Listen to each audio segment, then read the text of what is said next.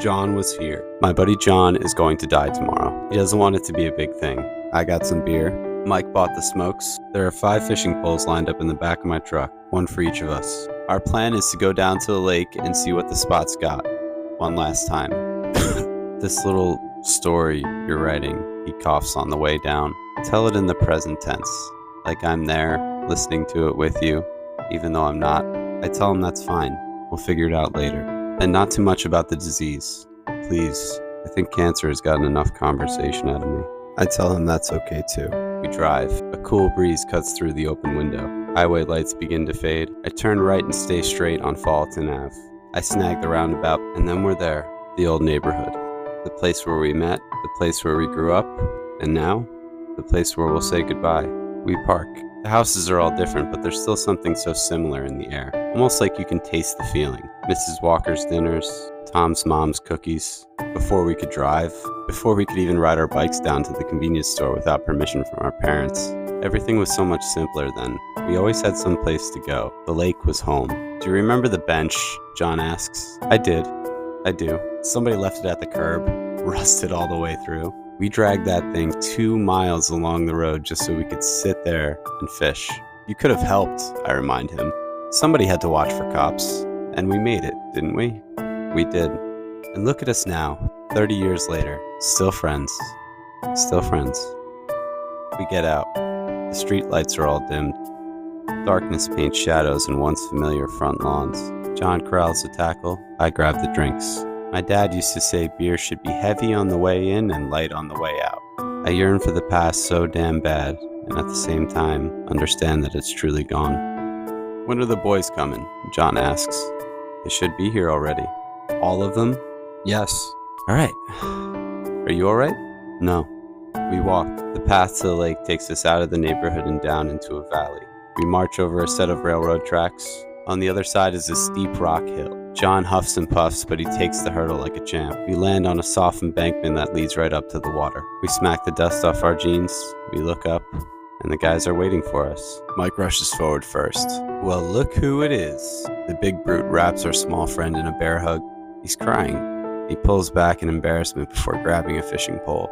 I'm honored to be here for you. Danny is next. He leans forward and whispers something meaningful into John's ear. The two share a silent stare. Danny backs off and disappears down the path. Jeff is last. He pauses. I'm sorry. I just don't understand why you're not in a hospital. Dude, I'm just saying, you look fine to me. Do you have the best doctors? Are they sure this thing is fatal? How are you even walking right now? You can't just give up and croak. Modern medicine is incredible, but you have to give it a chance. John nods through it all. He takes a deep breath. I get it. You think I'm crazy. But the truth is that this is the end of my life.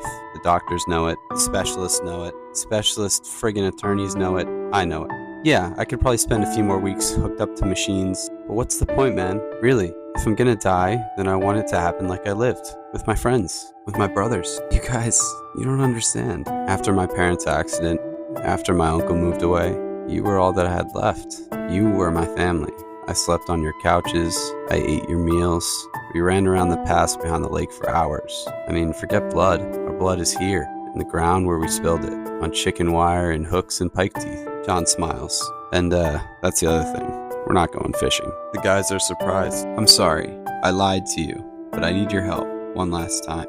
The gentle rain peeks in between the trees. There's a legend about these woods, one that you might not have heard. A few hundred years ago, a soldier caught infection from a wound. His unit was ambushed, and the remnants retreated down the trail into a valley. This valley. They were half slaughtered and left for dead, so the enemy moved along. There were other battles to be fought against living men. These guys, they knew they were done, you see. They didn't exactly have backup in those days, and each of them just took serious wounds in battle, so they were basically just waiting to die. One night near the end, the devil comes across this group.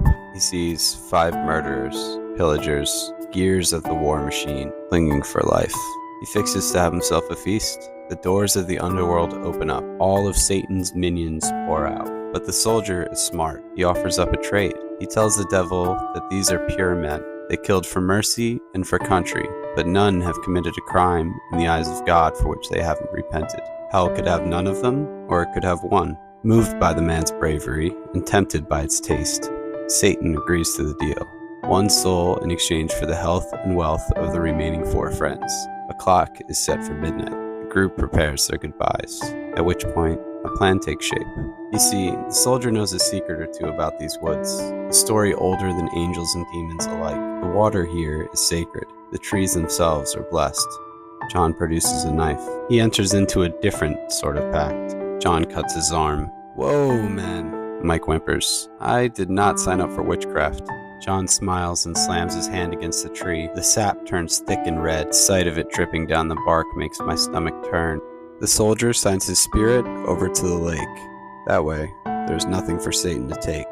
He gives his body to the leaves. That way, there's nothing for the demons to eat. He gives his blood to the trees. John carves something underneath. That way, it remains there forever. We all stare at him. The soldier tells his friends to prepare a boat. Danny appears out of the distance. He's dragging something through the reeds. They are so weak at this point. It takes all the strength they have left just to lift this thing over the lake bed. The soldier gets inside. They hand him his rifle.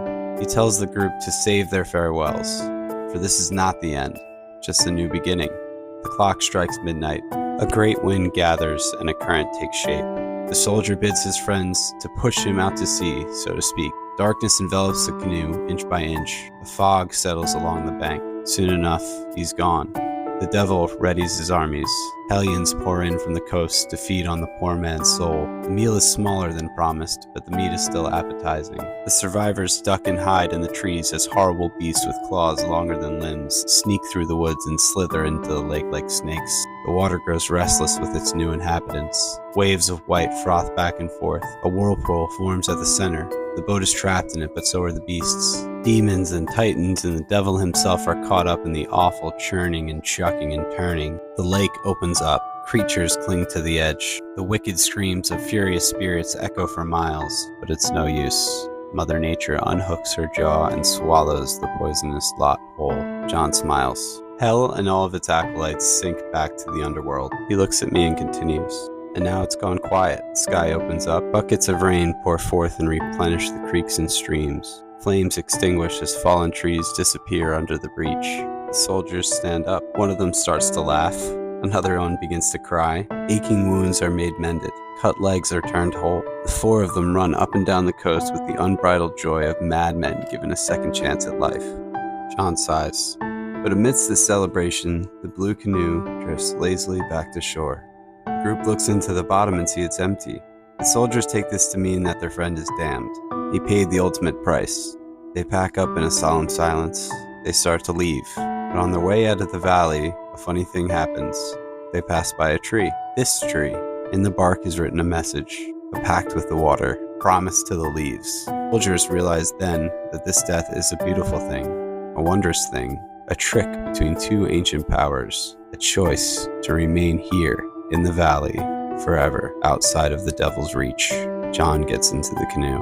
The war ends. The four friends live long, incredible lives full of health, wealth, and prosperity. But as the years come to a close and death appears inevitable, they choose to form a new deal, a pact of their own. John pulls out a pistol. That no matter how they die, no matter when they die, they will all return to the lake one last time to join it. He loads one round. He looks at each of us. Now, do you know what I want you to do? We do. It's 12 o'clock. Mike is crying. Jeff is bargaining. Dan stops them because this isn't the end. And John doesn't want to make a big thing. We get into the water. We push off. We wave. I just want to grab him. I just want to pull him back.